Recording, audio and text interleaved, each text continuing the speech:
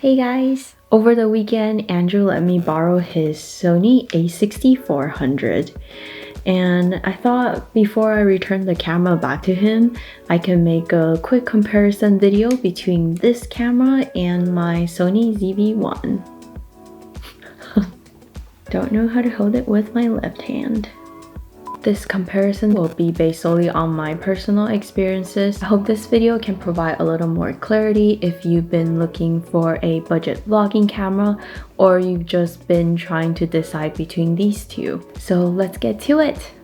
Right now I am filming with my Canon 80D, but we will be switching between the Sony a6400 and the ZV-1 so you can see the differences between all these cameras. While both cameras are advertised as compact and lightweight, the a6400 is definitely on a slightly more expensive end. It starts at $900, and on top of that you have to pay for the cost of the lens, so whichever lens you want to get for this camera. As for the Sony ZV-1, it's around $700. The package comes with a really useful handheld tripod. Obviously, there are reasons why the Sony a6400 is slightly more expensive. Either way, this is a lot of money, so I'm hoping by showing you the differences between these two, then it can help you make the best decision for your needs. So right now you are looking at the Sony a6400 with a Tamron 17 to 70mm f2.8 lens. It is at 24mm right now and f2.8. Yes.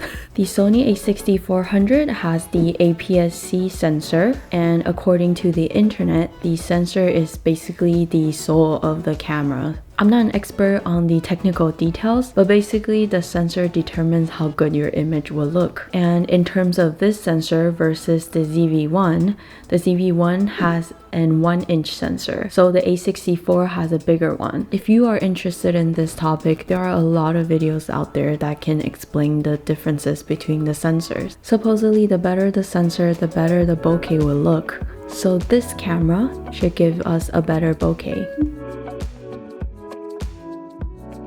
For sure, a huge advantage of having the a6400 is the versatility because of its interchangeable lens.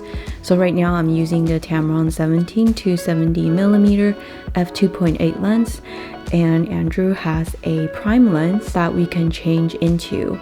And with the ZV-1, it does not allow for interchangeable lens, so basically whatever the camera comes with and you're stuck with it. The Sony ZV-1 has a fixed lens of 24mm to 70mm f1.8 to 2.8 aperture, so you will only be able to get the f1.8 when you're using the 24mm. However, even though it's a fixed lens, you can kind of get away with it by buying a wide-angle lens for the Sony ZV-1. The wide-angle lens is in 18mm, and you just basically latch onto the camera. It definitely helps me a lot when I'm filming, or especially when I'm vlogging. But of course, this is very limited. So when I'm shooting, one of the most annoying things that bother me is definitely battery life and changing batteries. So for people like me who are still trying to practice speaking in front of camera, we're definitely filming a lot longer and a lot more times. The a6400 has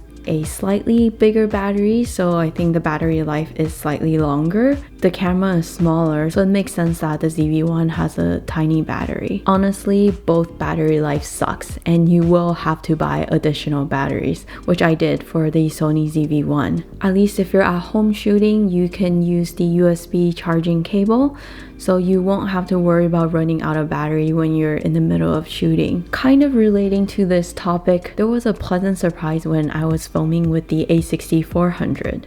So I was in the middle of filming and I ended up having to change the battery.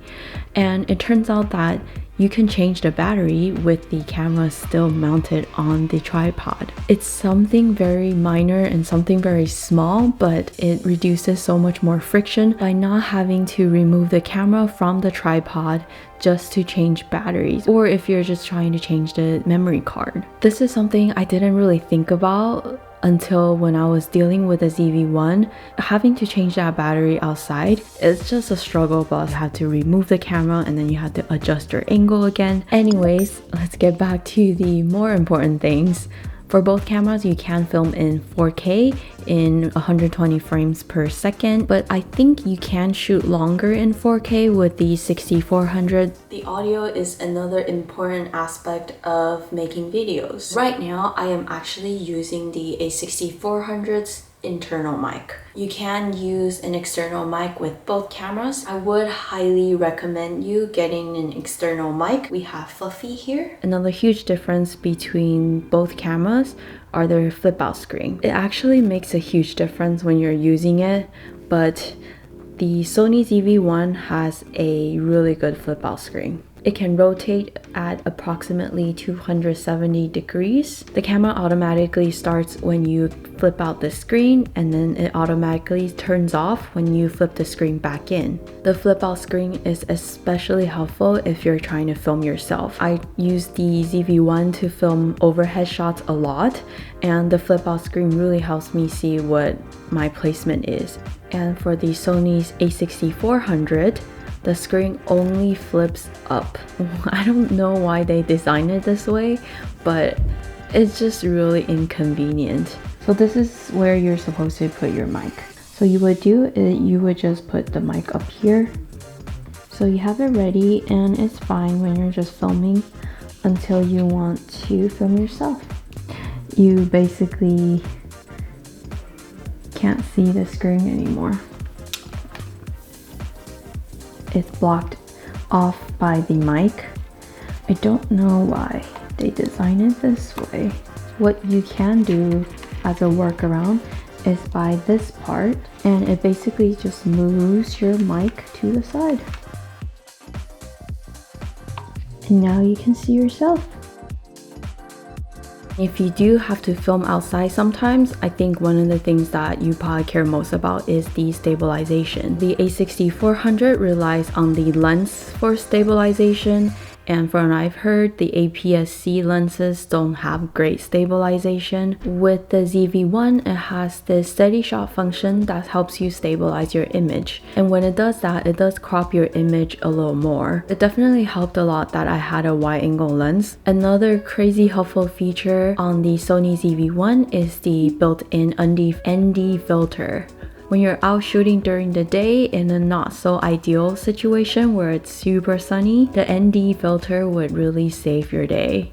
The ZV-1's built in, so you can just turn it on. It's a function on the camera. For the a6400, you do have to buy the ND filter separately. With the Sony ZV-1, it has this really cool feature. It's called the product showcase mode.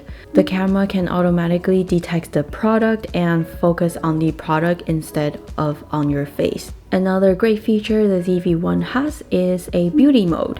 So basically it's like putting a filter on your face. It has different levels, so you could turn the beauty mode off, on low, and on mid and high. On the 6400, I did see the beauty mode on the camera setting as well, but I don't think you can turn it on for filming. Please let me know if I'm wrong, but yeah, I couldn't figure out how to turn it on. I did forget to talk about one thing. Right now you can see a difference between the two cameras in the colors. So supposedly the ZV-1 is using new Sony color science, and the a6400 is the older version. Either way, both cameras, you can use color profiles when you're shooting, so you can color correct it yourself. Maybe this looks more contrasty. So I did turn down the detail on both cameras to -3. Alright, this is it for the quick comparison between the two cameras. Honestly, the Sony ZV-1 works well enough for me for vlogging purposes. It's light and it's easy to use as an overhead camera as well, since I do shoot like that pretty often. It has decent stabilization, which is one of the features I care about the most. For the a6400, I do think it has more advanced function and you can have more creative control over how your image look. So it really depends on what your needs are for these cameras. I hope this video helps you a little bit. Thanks for watching, and I'll see you in the next video. It's windy right now, so the audio probably sucks too.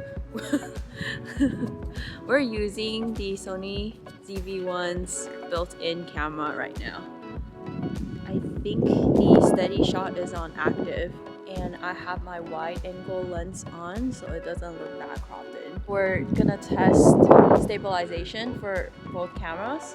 One variable is how steady our hands are. Okay, well, I was in band before, so I know how to walk smoothly. Okay, I guess. Alright. Right now it's on. And you're gonna do off later? Those will make it harder, huh? Maybe not. Picking up the pace. Looks pretty. Right now it's on. And you're gonna do off later? Those will make it harder, huh? Picking up the pace.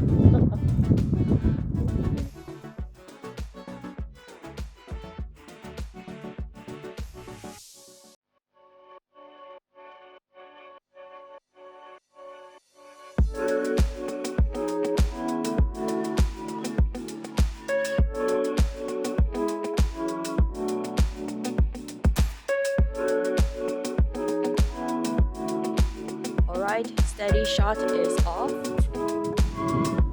Looks like we should be getting a little more in the frame. My arm is getting tired. Mine too. I already switched once. Cool. That was a pretty cool test for the cameras. Who do you think's gonna win? Oh, probably me. I don't know, you look like you weren't trying to walk that steadily. I wasn't. It's a realistic test. Well, realistically, you can still try to walk smooth. We'll see. Okay. I think Bye! I think I'm gonna win. Alright, thanks so much for watching. Hope you guys enjoyed the video. Hope you know what to buy now. Hit the like button and subscribe, and we'll see you guys next time. Peace.